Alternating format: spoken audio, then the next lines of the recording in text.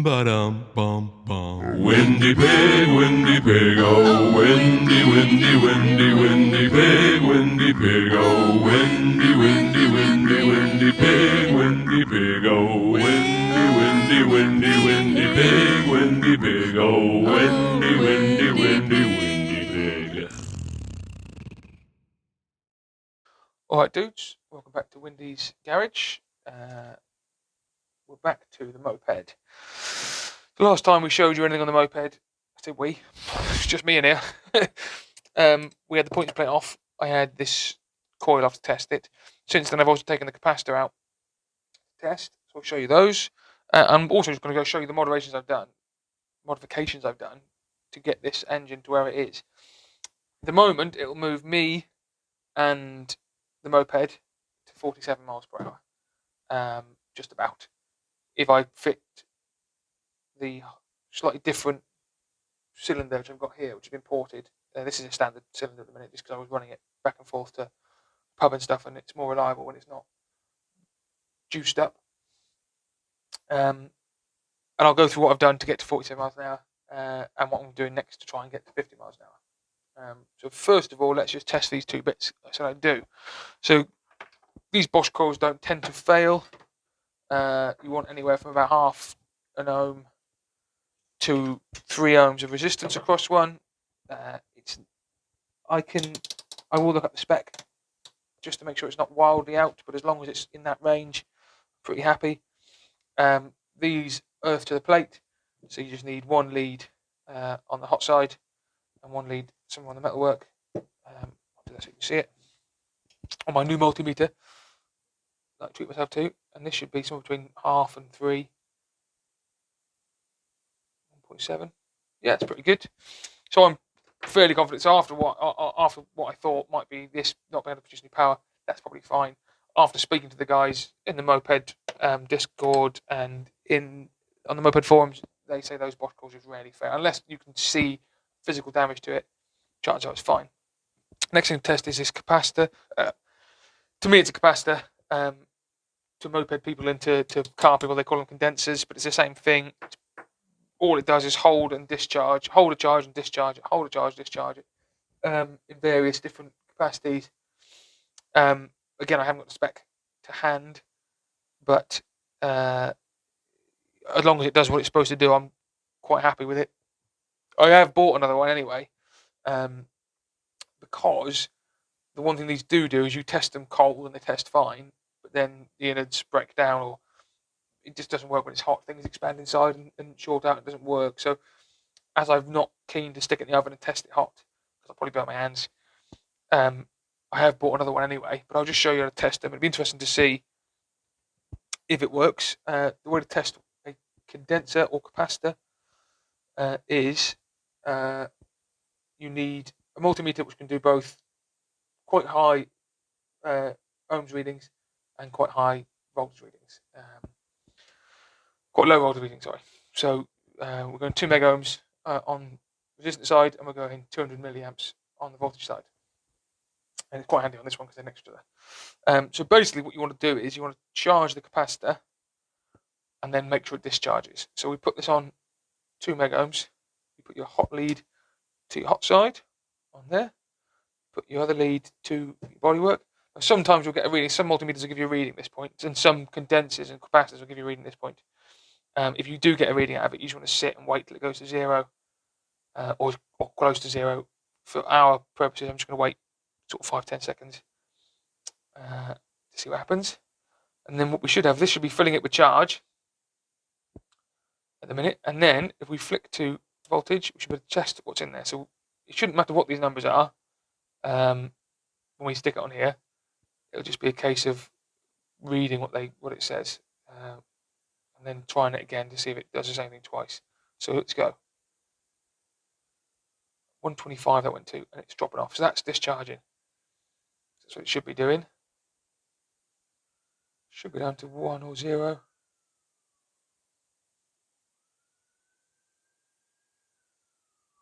Come on, there we go. That is discharging, that's fine. And we'll just do it again, just to make sure it charges up. So we go back to mega ohms, charge it all up.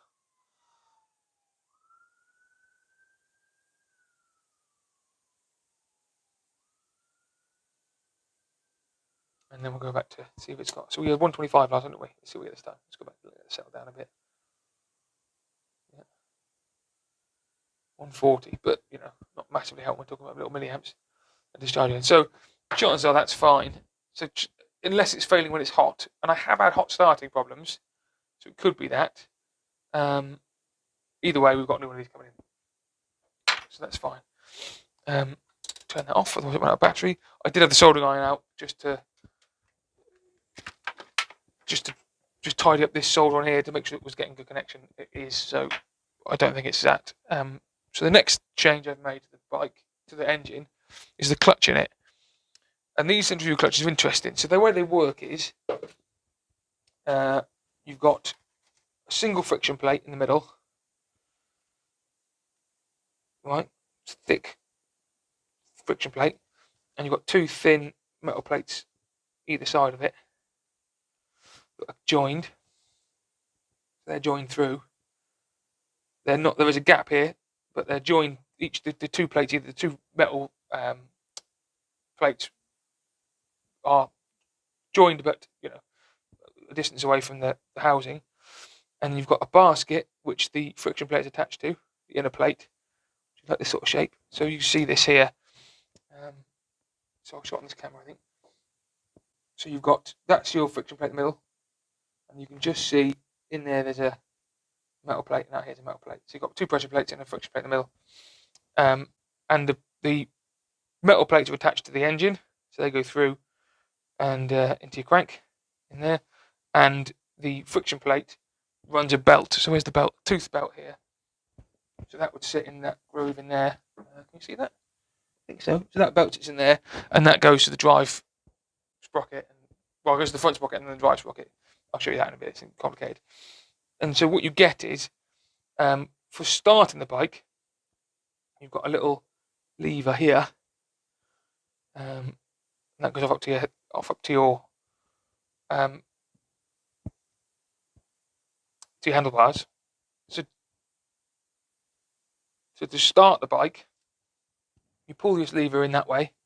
That pushes the outer plate onto the friction plate. So it pushes this outer plate in onto that friction plate, which brings this in, and then that then turns the engine over to get your start. It's basically like bump starting the bike. You manually bring the clutch in, so you manually engage the clutch, so that you've got connection between the drive wheel and the engine. That turns the engine over and it fires in, and then once it's started, inside this curve, so you've got your friction plate there, your two pressure plates. What happens then is there is a spring that sits in the inside. I can show you. I have got one. This is all taken apart. Brilliant. This is handy. Oh. This is off a slightly different design of bike, but it works the same way.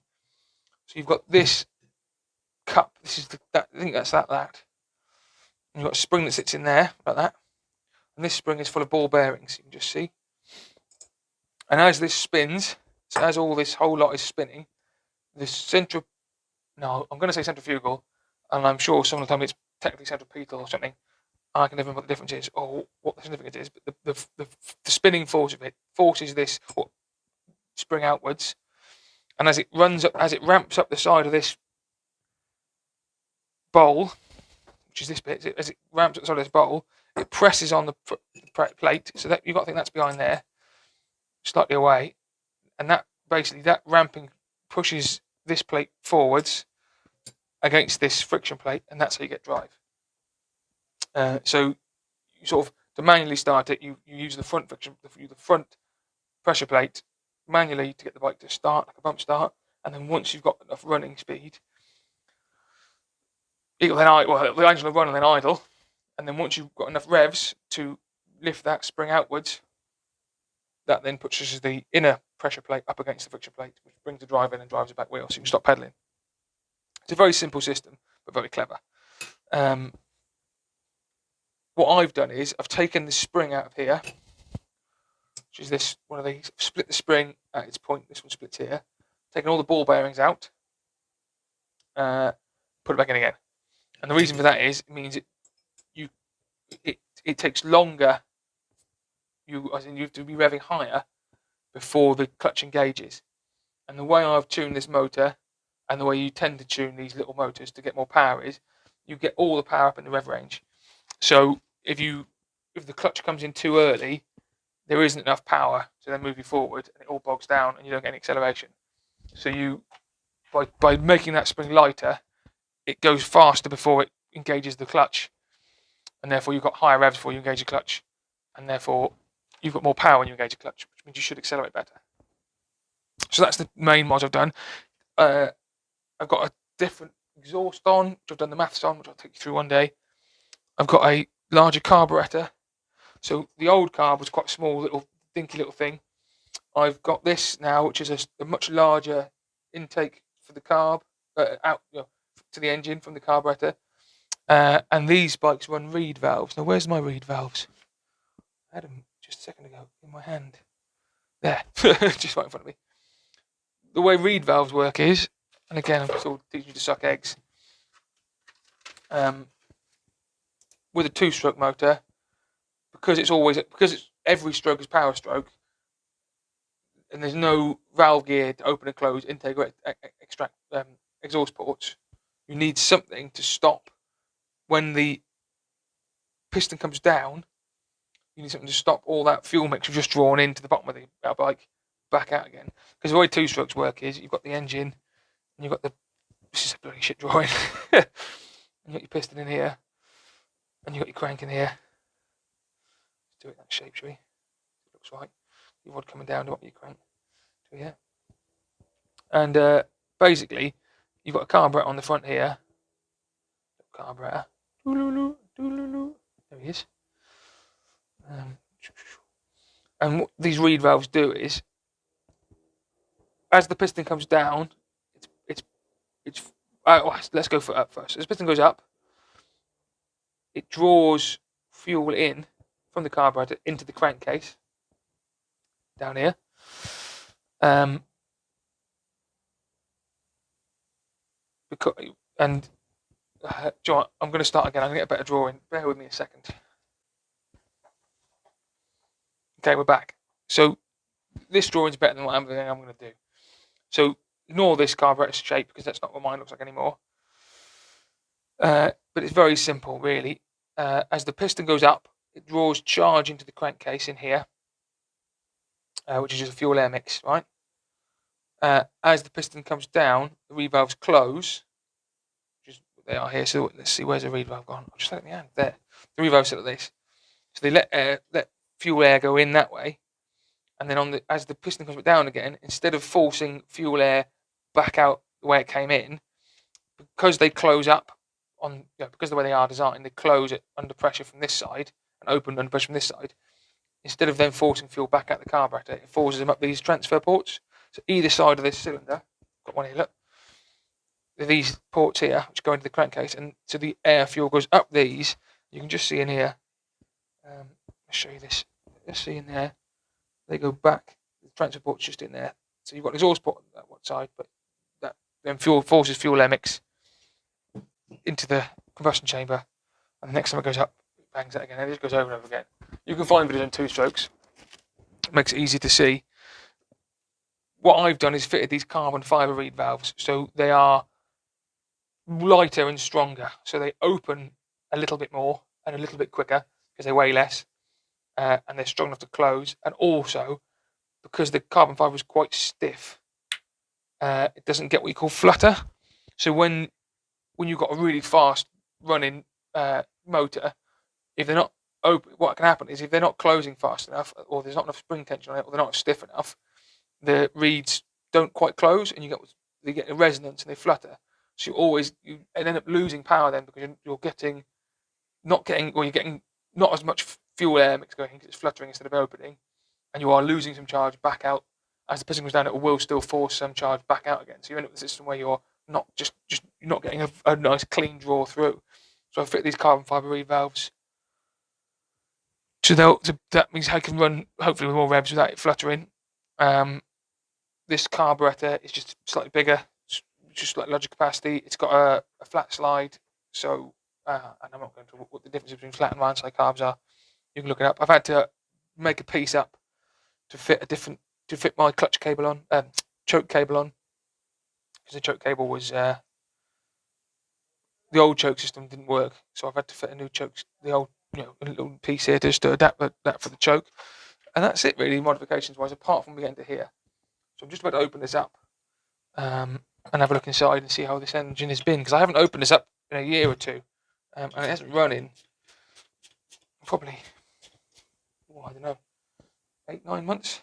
So last time it ran was the last top speed run it did, and that's when it blew up. So I don't think the problem was in the engine. I think the problem was in the electrics. Yeah, bear with me while I undo this.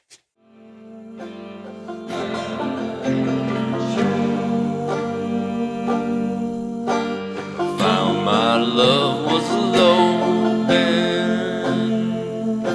These words unto her I did say. Oh, take me to your habitation, for Cupid has led me astray. Forever I'll keep the command. Right. Sorry about that. We're back. I just been looking at this, so you can see which side's exhaust is, can't you? A lot of coking up on there.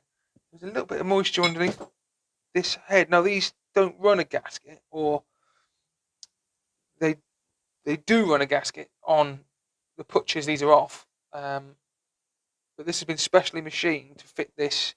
So this whole unit is an adjusted push head, high compression, that's been machined to fit these Bativus motors, and these Bativus motors don't run a gasket, but I can see there is some what looks to be a little bit of fuel mix in the gasket where the gasket would sit if there was one. So I'm loath to fit a gasket, because then I'm changing the squish and things, but that is where we are.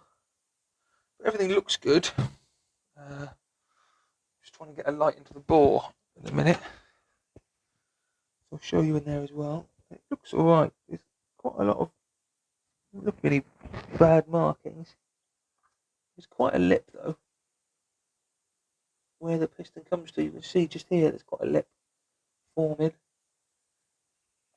And I think it could do with a hone. So I think what we'll do is, I'm going to pull this. Yeah, that's fine. So I'm going to pull this head off, this barrel off, and I might fit this one, because this one's got, as you can see, hopefully, that one's been ported. That's a larger exhaust port and larger transfer ports. They've been opened, not massively, but they've been opened a bit. And what I might try and do is just match the ports on the cases to these slightly open ports on here.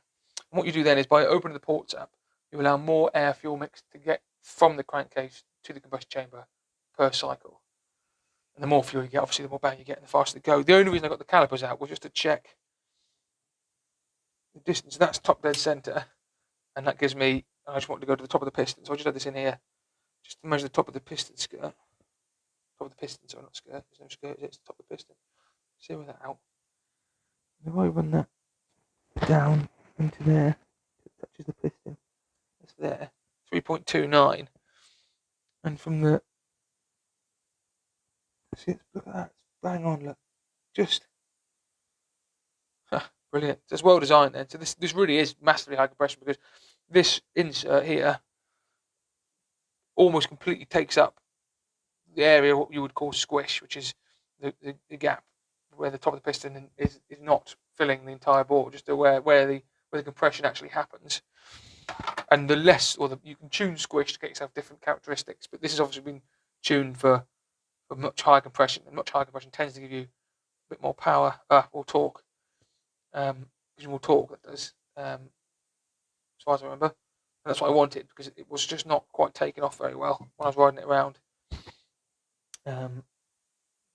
So So I might try and do that. Yeah, so I think the plan is to lift this barrel off, check what the porting's like on this, see which got the better porting. This has got a couple of broken fins, which is a shame. It shouldn't make a massive difference to the cooling of it. It might be run a bit hotter. At least it's on the intake side, which is much cooler anyway. I'll probably get away with that. Plus, I've got another barrel up at Sheepy's that he's managed to get going for me, so I can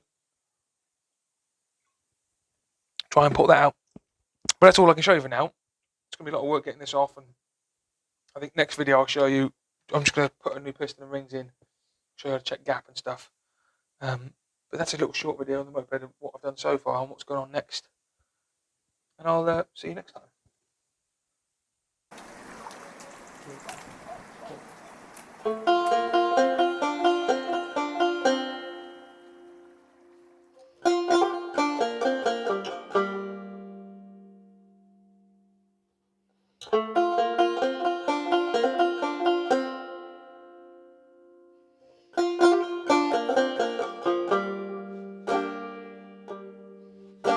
One morning as I went a-fowling, bright Phoebus adorned the plain. 'Twas down by the shores of Loch Erin I met this wonderful dame. Her voice was so sweet and so pleasing, these beautiful notes she did sing. The innocent